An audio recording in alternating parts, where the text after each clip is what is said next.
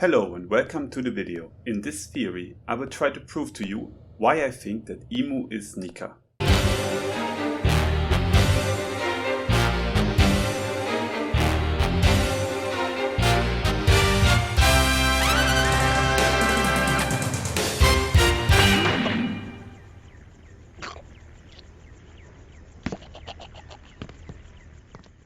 Let's not waste any time and start right away. The Hito-Hitonomy model Nika that allows the consumer to gain Nika's traits and abilities.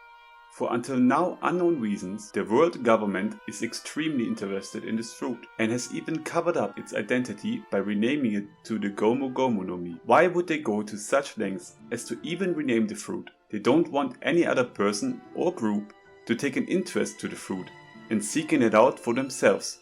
But why is that? Let's quickly check what we know about Nika so far. According to Who's Who, the hero Nika was a legend of the past who brought a smile to slaves and freed them from their oppressive masters. It goes on that he was a great warrior who was carrying a sword and a spear. His signature trait was his rubbery body, which allowed him to fight in a free way unseen before by any person. Who's Who heard of this tale from an unnamed prison guard when he himself was imprisoned after failing to guard the Gomu Gomu no Mi. The guard who told him about the legends vanished soon after. Fearing punishment for knowing too much, Who's Who escaped the prison. Now we know about Nika and a bit about what he did and what he was able to do.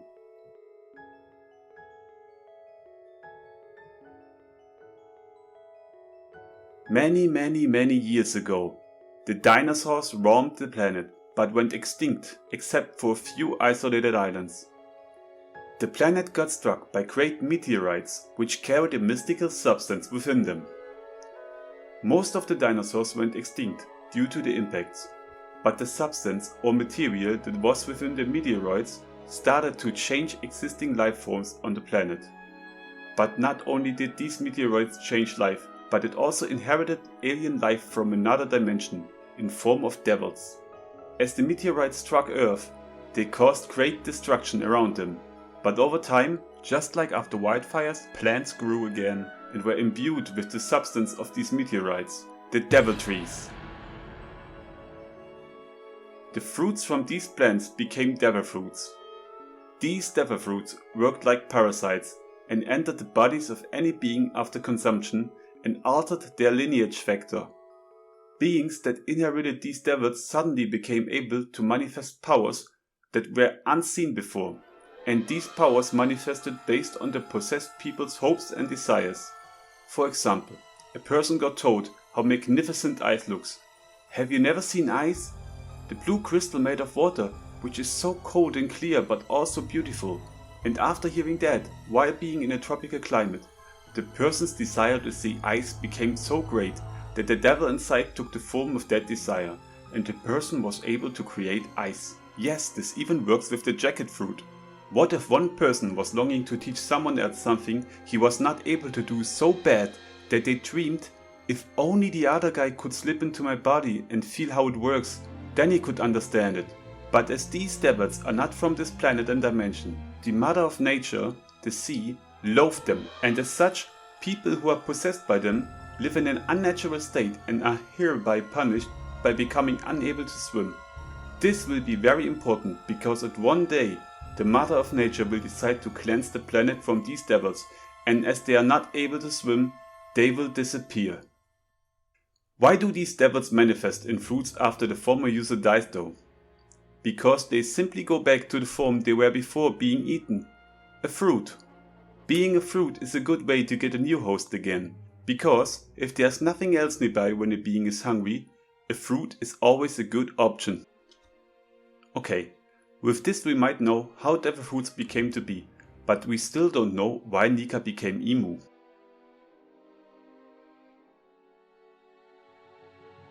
"4,000 years ago, the palace of Alubarna was built.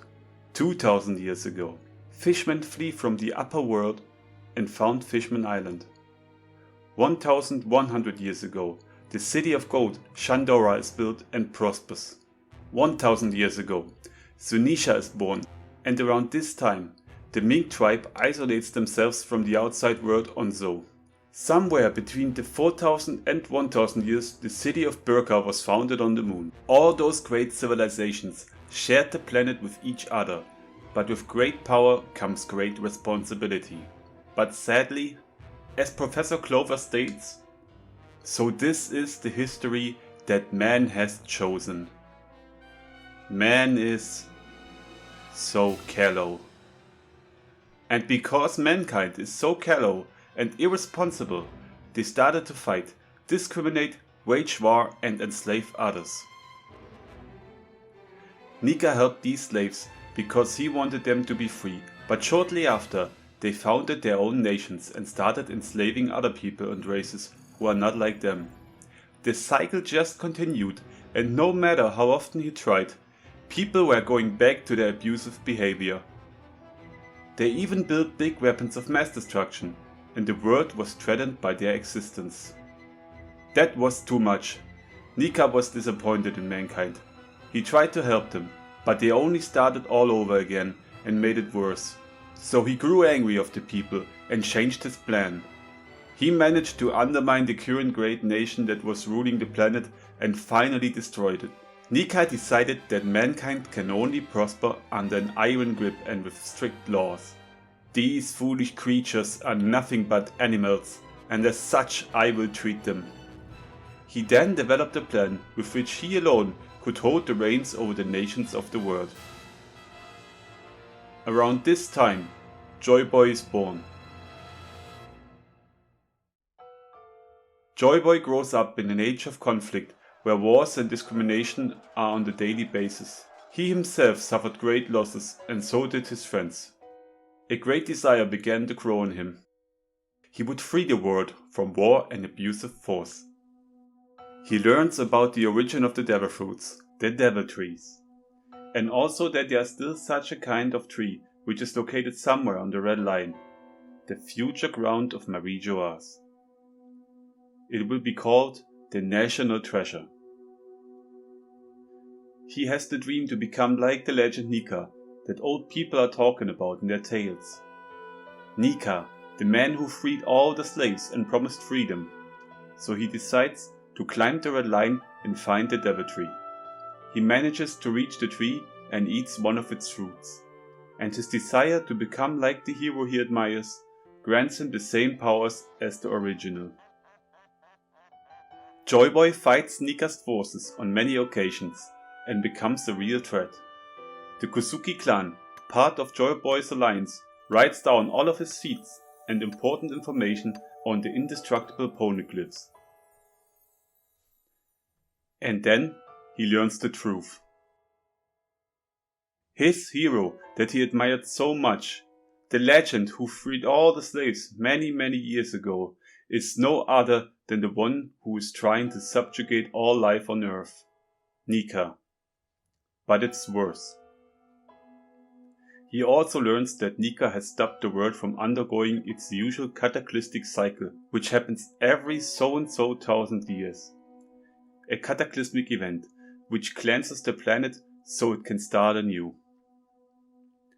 And as Nika himself is a devil fruit user, he would fall victim to it as well. And so, he altered reality around him with the power that his fruit grants him, and stopped the world from performing its foreseen event, a big flood. So Joy Boy builds the Noah underneath the ocean with the help of the fishmen to carry as many people as possible when the planet returns to its cycle. But to do so, he has to stop Nika. But Joy Boy never returned, and the Noah remains on the ocean floor.